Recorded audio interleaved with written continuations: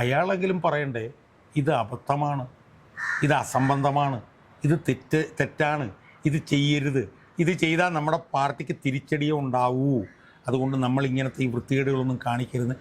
MA ബേബിയെങ്കിലും ഒന്ന് പറയണ്ടേ. ഇത് DGPയുടെ മുമ്പിൽ വരുമ്പോൾ ഇത് ശുദ്ധ അസംബന്ധമാണിത്, ഇത് ഒരു സ്ഥലത്തും നിൽക്കില്ല, ഇത് കോടതി എടുത്തിട്ട് ചവറ്റുകുട്ടെ കളയുന്ന സാധനമാണെന്ന് പറയാനുള്ള നട്ടല് എന്തുകൊണ്ട് ഇവിടുത്തെ DGPക്ക് ഉണ്ടാകുന്നില്ല എന്നാണ് എനിക്ക് മനസ്സിലാവാത്തത്. ആ തെരഞ്ഞെടുപ്പ് പരാജയത്തിന് കാരണം ഈ പാരഡിയാണെന്ന് തോന്നിക്കുന്ന നിലയിലേക്ക് CPM അധപതിച്ചു എന്ന് പറഞ്ഞാൽ പച്ച മലയാളത്തിൽ പറഞ്ഞ CPM കേരളത്തിൽ തീർന്നു എന്നുള്ളതാണ്. നമസ്കാരം. ഇരട്ടച്ചങ്കൻ തൂക്കിയിട്ട വടിവാളുകൾക്കിടയിലൂടെ നടന്നുപോയവനെന്നൊക്കെയായിരുന്നു കഴിഞ്ഞ കുറച്ചു കാലം മുമ്പ് വരെ പിണറായി വിജയനുള്ള വിശേഷണം.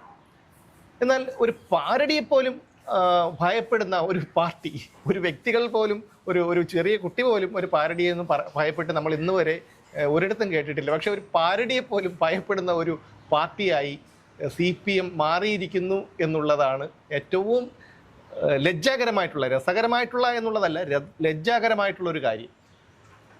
അതായത് ആവിഷ്കാര സ്വാതന്ത്ര്യം എന്നൊക്കെ ഇവർ പറയുന്നു. അത് മാത്രമല്ല, കരുണാകരൻ്റെ അമിത വേഗത്തെക്കുറിച്ച് പാരഡി പാട്ട് എഴുതി അയ്യപ്പനെയൊക്കെ അതിൽ ഉൾക്കൊള്ളിച്ചു എന്നാണ്, കൈരളിയിലൊക്കെ പാടിയവരാണ്. അവരാണ് ഈ പാട്ടിറങ്ങിയിട്ട് തന്നെ 3 മാസമായി അണിയറ പ്രവർത്തകരെ ഭീഷണിപ്പെടുത്തുകയാണ്. ഇനി നീ പാടണ്ടേ എന്ന് ഞങ്ങൾ തീരുമാനിക്കുമെന്നൊക്കെ പറഞ്ഞ് അണിയറ പ്രവർത്തകരെ പോലും ഭീഷണിപ്പെടുത്തുകയാണ്. പോലീസ് കേസെടുത്തു. അതിൽ കൂടുതൽ നടപടികൾ വേണമോ എന്നുള്ള കാര്യത്തിൽ വിദഗ്ധ അഭിപ്രായം തേടുമെന്നറിയുന്നു.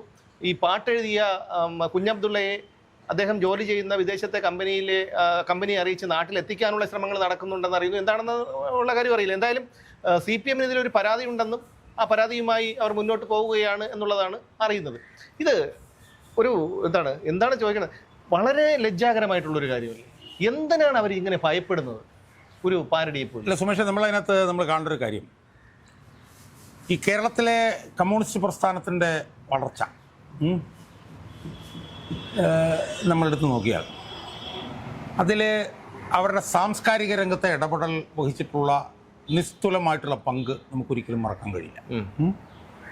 യഥാർത്ഥത്തിൽ കമ്മ്യൂണിസ്റ്റ് പാർട്ടി രൂപീകരിച്ച കാലത്ത് വന്ന ഒരു നാടകത്തിൻ്റെ പേര് നമ്മളിപ്പോഴും ഓർക്കുന്നു, നിങ്ങൾ കമ്മ്യൂണിസ്റ്റ് മനസ്സിലായില്ലേ. അപ്പോൾ അതിനെക്കുറിച്ച് ചർച്ചകൾ ഇപ്പോഴും നടക്കുന്നുണ്ട്. അതുപോലെ തന്നെ പതിറ്റാണ്ടുകൾ കഴിഞ്ഞിട്ട് നമ്മുടെ മനസ്സിൽ നിന്ന് പോകാത്ത ഒരു പാട്ട് ഏതാണ്? ബലികുടീരങ്ങളെ എന്നുള്ള. ഇന്നലെ നമ്മൾ കേട്ടതുപോലെ നമ്മുടെ മനസ്സിനെ ഈ പറഞ്ഞ പോലെ വൈകാരികമാക്കുന്ന, പതിറ്റാണ്ടുകൾ കഴിഞ്ഞിട്ട് ഇപ്പോഴും ഒരു വല്ലാത്തൊരു, അതായത് പാർട്ടിക്കാരല്ലാത്തവർക്ക് പോലും ഒരു വൈകാരികമായിട്ടുള്ള ഒരു പ്രതീതി ഉണ്ടാക്കുന്ന ഒരു പാട്ടാണ്. അതെ, അതുപോലെ തന്നെ ഈ പറഞ്ഞതുപോലെ ഈ പണക്കാരൻ്റെയും പാവപ്പെട്ടവൻ്റെയും മറ്റേ ചില്ലുമേടയിൽ നിന്ന് കല്ലെറിയിൽ എന്നൊക്കെ പറഞ്ഞിട്ടുള്ള, പാമ്പുകൾക്ക് മാളമുണ്ടെന്നൊക്കെ പറഞ്ഞിട്ടൊക്കെയുള്ള ഒരുപാട് ഗാനങ്ങൾ, ഒരുപാട് നാടകങ്ങൾ. അപ്പം ഇത്തരത്തിൽ ഈ കലാരംഗത്തെ ഇടപെടൽ കേരളത്തിൽ കമ്മ്യൂണിസ്റ്റ് പാർട്ടിയുടെ വളർച്ചയ്ക്ക് വഹിച്ചിട്ടുള്ളത് നിസ്തുലമായിട്ടുള്ള പങ്കാണ് എന്നത് ഒരിക്കലും നമുക്ക് മറക്കാൻ കഴിയില്ല. ആ പാർട്ടിയുടെ ആളുകൾ ഇന്ന് ഒരു പാരഡി വന്നപ്പോൾ അതിനെപ്പോലും ഭയന്ന് വാലും ചുരുട്ടി ഓടുന്ന ഒരു ദയനീയ അവസ്ഥയിലേക്ക് എത്തിച്ചേർന്നു എന്ന് പറയുമ്പോൾ ഈ പാർട്ടി എവിടെ എത്തി നിൽക്കുന്നു എന്ന് നമ്മളൊന്ന് മനസ്സിലാക്കണം. അല്ല, അതിൽ തന്നെ വിരുദ്ധാഭിപ്രായമുണ്ട്. ഇപ്പോൾ നമ്മുടെ ചാനൽ ചർച്ചകളിലെ സ്ഥിരം തൊഴിലാളിയായ അനിൽകുമാർ പറയുന്നത് ഞങ്ങളിത് ഭയപ്പെടുന്നില്ല, ഞങ്ങൾക്കത് വിഷയമില്ലെന്നാണ്. പക്ഷേ പത്തനംതിട്ട ജില്ലാ സെക്രട്ടറി ആയിട്ടുള്ള രാജു എബ്രഹാം അല്ലേ, അദ്ദേഹം പറയുന്നതെന്ന് വെച്ച് കഴിഞ്ഞാൽ ഇത് അയ്യപ്പൻ്റെ ഹിന്ദുക്കളുടെ മതവികാരം വ്രണപ്പെടുത്തി എന്നുള്ളതാണ്. അപ്പോൾ പാർട്ടിയിൽ തന്നെ ഇതിൽ വിരുദ്ധാഭിപ്രായമുണ്ടെന്നുള്ളതാണ്. അതായത് എനിക്ക് ഇന്നലെ കിട്ടിയ ഒരു സ്ക്രീൻഷോട്ടുണ്ട്. അതിൽ പറഞ്ഞിരിക്കുന്നത് ആർത്തവ രക്തത്തിൽ മുക്കിയ അയ്യപ്പൻ. മനസ്സിലായില്ലേ? അതായത് ശബരിമല സ്ത്രീ പ്രവേശനത്തിനെതിരെ കോൺഗ്രസ് പ്രക്ഷോഭം നടത്തവേ കേരളവർമ്മ കോളേജിൽ SFI വരച്ച് പ്രദർശിപ്പിച്ച ചിത്രം ആർത്തവ രക്തത്തിൽ. ഇത് അവർക്ക് ചെയ്യാം. ഇതിനിപ്പോൾ നമ്മളിത് ആവർത്തിച്ച് പറഞ്ഞത് കൊണ്ട് ചിലപ്പോൾ നമുക്കെതിരെ ചിലപ്പോൾ കേസെടുക്കും. അല്ല, ഇത് അവർ തന്നെ, CPM തന്നെ, SFI തന്നെ അന്ന് കൊണ്ടുവന്ന ഒരു സ്ക്രീൻഷോട്ടാണ്. മനസ്സിലായില്ലേ? അപ്പോൾ എന്താണ് ഇവിടുത്തെ യഥാർത്ഥത്തിലുള്ള പ്രശ്നം? ഇവിടുത്തെ യഥാർത്ഥത്തിലുള്ള പ്രശ്നം എന്ന് പറയുന്നത് ഹിന്ദുക്കളുടെ ഏറ്റവും പ്രധാനപ്പെട്ട തീർത്ഥാടന കേന്ദ്രമായിട്ടുള്ള ശബരിമലയിൽ അതിഭീകരമായിട്ടുള്ള ഒരു കൊള്ള നടന്നിരിക്കുന്നു.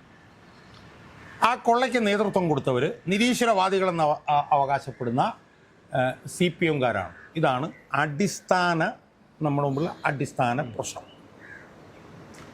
ആ പ്രശ്നം സ്വാഭാവികമായും ഒരു തെരഞ്ഞെടുപ്പ് വന്നപ്പോൾ ആ തെരഞ്ഞെടുപ്പിൽ സുപ്രധാന പ്രചരണ വിഷയമായി. ഇവിടെ എനിക്ക് പറയാനുള്ളൊരു ചെറിയ കാര്യം, ഈ ശബരിമല പെരുങ്കൊള്ള ഉണ്ടാകുന്നത് UDF ഭരണകാലത്തായിരുന്നു എന്ന് നമ്മളൊന്ന് സർക്കാർ എന്നെ താഴെ പോയേനെ. അല്ല, ഞാൻ പറഞ്ഞ സർക്കാർ താഴെ പോകുന്നതിൻ്റെ ഒരു വരില്ല. UDF-ന്റെ ഭരണകാലത്തായിരുന്നു ഇത് വന്നിരുന്നതെങ്കിൽ ഇപ്പോഴത്തെ ഈ പാരഡി പോലെ നൂറുകണക്കിന് പാരഡികൾ അവരന്ന് ഇറക്കിയാണ്. മനസ്സിലായോ? ശബരിമലയുടെ സ്ത്രീപ്രവേശന സമയത്ത് പോലും ഇറങ്ങിയ സ്ക്രീൻഷോട്ടുള്ള ഞാനീ പറയും. അപ്പോൾ എന്താ യഥാർത്ഥത്തിൽ സംഭവിച്ചു? വലിയൊരു പെരുങ്കൊള്ള നടന്നു. ആ പെരുങ്കൊള്ള ജനങ്ങളുടെ ഇടയിലെത്തിക്കാൻ വേണ്ടി ഒരു പാരഡി തയ്യാറാക്കപ്പെട്ടു. വളരെ ലളിതമായിട്ടുള്ള, വലിയ സാംസ്കാരിക സമ്പന്നമായിട്ടുള്ള പാട്ടൊന്നുമില്ല, വളരെ ലളിതമായിട്ടുള്ള ഒരു പാട്ട്. അല്ല, അത് എല്ലാവരുടെ മനസ്സിലേക്ക് കടന്നു കയറുന്ന രീതിയിലായിരുന്നു. ആ പാട്ട് തെരഞ്ഞെടുപ്പ് പ്രചരണ രംഗത്ത് വലിയ തിരയിളക്കം, അനുരണനങ്ങൾ സൃഷ്ടിച്ചു.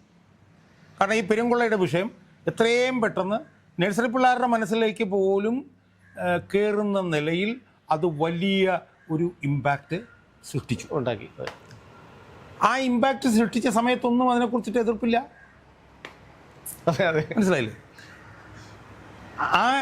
അതുണ്ടാക്കിയ ഇമ്പാക്റ്റിൻ്റെയും കൂടി അടിസ്ഥാനത്തിൽ തെരഞ്ഞെടുപ്പിൽ അടപടലം പൊട്ടിക്കഴിഞ്ഞപ്പോൾ ആ തെരഞ്ഞെടുപ്പ് പരാജയത്തിന് കാരണം ഈ പാരഡിയാണെന്ന് തോന്നിക്കുന്ന നിലയിലേക്ക് CPM അധപതിച്ചു എന്ന് പറഞ്ഞാൽ, പച്ച മലയാളത്തിൽ പറഞ്ഞ CPM കേരളത്തിൽ തീർന്നു എന്നുള്ളതാണ്. അല്ല, അതിൽ വേറൊരു കാര്യം എന്ന് വെച്ചാൽ, വിധി നമ്മൾ 13-ാം തീയതി ഫലം പറഞ്ഞു. പക്ഷേ ഇവർക്ക് അതും കഴിഞ്ഞ് വീണ്ടും ദിവസങ്ങൾ വേണ്ടി വന്നു. ഈ പാട്ടാണ് തോൽവിയെ സ്വാധീനിച്ചത് എന്നുള്ളത് മനസ്സിലാക്കി. അപ്പോൾ ഞാൻ പറഞ്ഞ ഈ CPM-കാരുടെ ഒരു ഈ പിണറായി വിജയൻ ലാവ്ലിൻ കേസിൻ്റെ സമയത്ത് വരദാചാരി എന്ന് പറഞ്ഞിട്ടുള്ള ധനകാര്യ സെക്രട്ടറിയുടെ തല പരിശോധിക്കണം എന്ന് പറഞ്ഞതുപോലെ ഈ CPM-ൻ്റെ നേതാക്കന്മാരുടെ യഥാർത്ഥത്തിൽ അവരുടെ തല പരിശോധിക്കുകയാണ് ചെയ്യേണ്ടത് എന്നാണ് എനിക്ക് തോന്നുന്നത്. ഇത് യഥാർത്ഥത്തിൽ നടന്ന ഒരു കൊള്ളയുടെ ചിത്രം കൂടുതൽ ശക്തമായി ജനങ്ങളുടെ മനസ്സിലേക്ക് കയറ്റാനുള്ളൊരു ഉപാധിയായി ഈ ഗാനം മാറി എന്നുള്ളതല്ലാതെ ഇത് യഥാർത്ഥത്തിൽ സത്യത്തിൽ ഇത് അയ്യപ്പനോട് കൂടുതൽ കൂറ് കാണിക്കുകയാണ് ഇത് എഴുതിയവർ ഈ പാട്ടിലൂടെ ചെയ്തത് എന്നാണ് ഞാൻ പറയുന്നത്. അദ്ദേഹം ഒരു മുസൽമാനായി പോയി. അദ്ദേഹം ഈ അയ്യപ്പനെ അവഹേളിക്കുന്നതായിട്ട് യാതൊന്നും ചെയ്തതായിട്ട് തോന്നുന്നില്ല. അല്ല, ഞാൻ അതിലേക്ക് വരുന്നതിന് എങ്ങനെയാണ് വർഗീയത വളർത്തുന്നത് എന്നുള്ളതാണ്. അതെ, ഞാൻ അതിലേക്ക് വരുന്നതിന് മുമ്പ്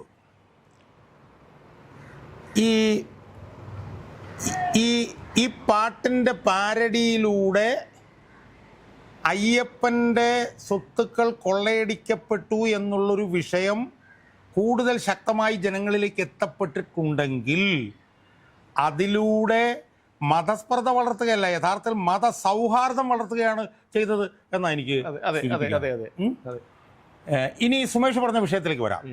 ഇത് പിന്നെ ദുരുപയോഗം ചെയ്യുന്നവരുടെ മനസ്സിലുള്ള ഒരു പ്രധാനപ്പെട്ട സാധനം എന്ന് പറഞ്ഞാൽ എന്താ? ഇത് എഴുതിയവനൊരു മുസൽമാൻ. മനസ്സിലായില്ലേ? ഇത് പാടിയതൊരു മുസൽമാൻ, ഇതൊരു ഹിന്ദു പിന്നെ പേരിലാണ് ഇത് പറയുന്നത്. നമ്മൾ മനസ്സിലാക്കേണ്ടത്, നമ്മുടെ ഈ സാമൂഹ്യ മാധ്യമങ്ങളുടെയൊക്കെ വരവോടുകൂടി ആളുകൾ കൂടുതൽ കാണുന്നു, ആളുകൾ കൂടുതൽ കേൾക്കുന്നു, ആളുകൾ കൂടുതൽ സ്വന്തമായ തീരുമാനങ്ങളിലെത്തുന്നു, അവർ ചിന്തിക്കുന്നു. ആ ചിന്തിക്കുന്ന മിഡിൽ ക്ലാസ്സിന് വലിയൊരു സ്വാധീനമുള്ള കേരള സംസ്ഥാനത്ത് ഇതുപോലൊരു പാരഡി എഴുതിയവനെ പീഡിപ്പിക്കുന്നു, അവനെന്ത് ഇന്റർപോളിൻ്റെ സഹായം ഞാൻ പറഞ്ഞ എത്ര ഒരു അസംബന്ധ ഈ തിയേറ്റർ ഓഫ് ദ അബ്സർഡ് എന്ന് പറയും, അസംബന്ധ നാടകങ്ങളുടെ രംഗവേദി എന്നാണ് അതിനകത്ത് നമുക്ക് കാണാം. എനിക്കിവിടെയൊക്കെ ഉള്ളൊരു പ്രധാനപ്പെട്ട പ്രശ്നം, ഞാൻ കഴിഞ്ഞ ഏതൊരു വീഡിയോയിൽ പറഞ്ഞതുപോലെ, ഇവിടെ ഒരു DGP ഉണ്ട്, ഒരു DGP, ലോ ആൻഡ് ഓർഡറിൻ്റെ ഒരു DGP ഉണ്ട്. അയാൾക്ക് ഒരുപാട് ഡിസ്ക്രിഷനുണ്ട്, ഒരുപാട് അധികാരങ്ങളുണ്ട്. ഒരു അന്തിമമായൊരു തെരഞ്ഞെടുപ്പ് തോറ്റു നിൽക്കുകയാണ്. ഈ സർക്കാർ അടുത്ത തവണ തുടരണമെന്ന് യാതൊരു ഉറപ്പുമില്ല. സ്വാഭാവികമായും അങ്ങനെ ഒരു സാഹചര്യത്തിൽ ഇത് DGPയുടെ മുമ്പിൽ വരുമ്പോൾ ഇത് ശുദ്ധ അസംബന്ധമാണിത്. ഇത് ഒരു സ്ഥലത്തും നിൽക്കില്ല. ഇത് കോടതി എടുത്തിട്ട് ചവറ്റുകുട്ടെ കളയുന്ന സാധനമാണെന്ന് പറയാനുള്ള നട്ടല് എന്തുകൊണ്ട് ഇവിടുത്തെ DGPക്ക് ഉണ്ടാകുന്നില്ല എന്നാണ് എനിക്ക് മനസ്സിലാവാത്തത്. DGP ഒരു സാധാരണ പോലീസുകാരൻ്റെ നിലവാരത്തിലേക്ക് തരം താഴുകയല്ലേ ചെയ്യുന്നത്. ഇത് മുഴുവൻ ആളുകൾക്കും, ചെയ്യുന്ന ആളുകൾക്കും അറിയാവുന്നല്ലോ ഇത് തീർത്തും ഏകപക്ഷീയമാണ്. ഇത് കോടതി ചെന്ന് കഴിഞ്ഞാൽ അടുത്ത് ചവിട്ടോട്ടെ കളയും. അതുകൊണ്ട് DGP എഴുന്നേറ്റ് നിന്നിട്ട് പറയണ്ടേ ഇത് നിങ്ങൾ ചെയ്യരുത്, ഇത് തെറ്റാണ്, ഇതൊരു സ്ഥലത്തും നിലനിൽക്കില്ല എന്ന് പറയണ്ടേ. അയാളത് എന്നെ തയ്യാറാവുന്നില്ല. എനിക്ക് സത്യം പറഞ്ഞു എനിക്ക് അത്ഭുതം തോന്നുന്നു. പിന്നെ CPM ഇത് ചെയ്യുന്നുണ്ടെങ്കിൽ അതിൽ നമ്മൾ മനസ്സിലാക്കേണ്ട ഒരൊറ്റ കാര്യമുള്ളൂ, കൈവിട്ട് പോയി എന്നുള്ളതും മനസ്സിലായിരിക്കും. ഇനി CPM എന്ത് ചെയ്താലും അത് തിരിഞ്ഞടിക്കും എന്നുള്ളതിൻ്റെ ആദ്യ ഉദാഹരണമാണ് ഈ പാരഡി. ഇതും കൂടെ വന്നതുകൂടി ജനങ്ങൾക്ക് പൂർണ്ണമായും മനസ്സിലായി ഇവന്മാരെ ഇനി ഇവിടെ നിലനിർത്തിയാൽ പറ്റില്ല. അതുകൊണ്ട് തന്നെ ഇതിനി ഓരോ ദിവസവും ഇവന്മാർ ചെയ്യുന്നതെല്ലാം ഇവന്മാരുടെ നെറുകം തലക്കിട്ട് തന്നെ ബൂമറാങ്ങി പോലെ തിരിച്ചടിക്കും. അതിൻ്റെ തുടക്കമാണ് ഇത്. ഇപ്പം ഞാൻ ചോദിക്കട്ടെ, ഇപ്പം യഥാർത്ഥത്തിൽ ഉണ്ടാവാൻ പോകുന്നത് എന്താ? ഇതുപോലെ ഇഷ്ടം പോലെ പാരഡികൾ ഇനി ഉണ്ടാവും, ഒരുപാടുണ്ടാവും. ഈ പാരഡികൾ എങ്ങനെ രണ്ടാം ഭാഗം വരുന്നതാണ് കേട്ടോ. നമ്മൾ ആർക്ക് തടയാൻ പറ്റും? ഇതുപോലത്തെ ഇതിനേക്കാൾ ഭീകരമായിട്ടുള്ള പാരഡികൾ കലാഭവൻ മണിയും അവരൊക്കെ പറഞ്ഞതൊക്കെ ഇപ്പോൾ സോഷ്യൽ മീഡിയയിൽ വൈറലായിക്കൊണ്ടിരിക്കുക. ഇതേ പാട്ട് തന്നെ പാരഡിയായിട്ട് പിന്നെ ഈ കലാഭവൻ മണി വർഷങ്ങൾക്ക് മുമ്പ് പാടിയിട്ടുണ്ട്. മനസ്സിലായി? വീടിരാപ്പൻ പാടിയിട്ടുണ്ട്. വീടിരാപ്പൻ ഏതെല്ലാം രീതിയിൽ വിപ്ലവ ഗാനങ്ങളെ അല്ലെങ്കിൽ ഏതെല്ലാം ഗാനങ്ങളെ ഞാൻ പറഞ്ഞ ഈ ഗാനം തന്നെ പാരഡി എത്രണ്ണം വരെ ഉണ്ട്. അപ്പം അതുകൊണ്ട് ഇത് CPM-നെ സംബന്ധിച്ചോളം വിനാശകാല വിപരീത ബുദ്ധി എന്നുള്ളത് മാത്രമേ ഉള്ളൂ. എനിക്ക് അത്ഭുതം തോന്നുന്നത്, വലിയ ബുദ്ധിജീവിയായി സ്വയം അഭിമാനിക്കുന്ന ഒരാളാണ് CPM-ന്റെ ദേശീയ ജനറൽ സെക്രട്ടറി. അയാളെങ്കിലും പറയണ്ടേ ഇത് അബദ്ധമാണ്, ഇത് അസംബന്ധമാണ്, ഇത് തെറ്റാണ്, ഇത് ചെയ്യരുത്, ഇത് ചെയ്താൽ നമ്മുടെ പാർട്ടിക്ക് തിരിച്ചടിയേ ഉണ്ടാവൂ, അതുകൊണ്ട് നമ്മൾ ഇങ്ങനത്തെ ഈ വൃത്തികേടുകളൊന്നും കാണിക്കരുത്. MA ബേബിയെങ്കിലും ഒന്ന് പറയണ്ടേ. ഇപ്പോൾ ഗോവിന്ദൻ പറഞ്ഞില്ല, എനിക്ക് മനസ്സിലാക്കും ഗോവിന്ദൻ അത്രയും ബുദ്ധിയുടെ തലയ്ക്കകത്തുള്ളൂ. പക്ഷേ MA ബേബിയെ പോലുള്ള ദേശീയ ജനറൽ സെക്രട്ടറി എങ്കിലും പറയണ്ടേ.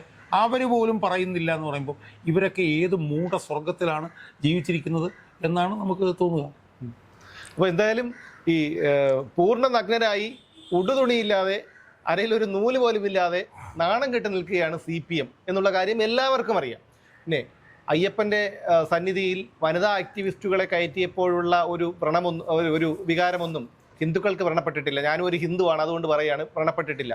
ഇവിടെ ഉത്സവത്തിന് പിണറായി വിജയൻ പ്രസംഗിച്ചപ്പോൾ അത് അടുത്തുള്ള അമ്പലത്തിലെ ഒരു മൈക്ക് അദ്ദേഹത്തിന് ഒരു അരോചകമായി തോന്നിയത് കൊണ്ട് അത് നിർത്തിവയ്പ്പിച്ചതൊക്കെ നമുക്കറിയാം.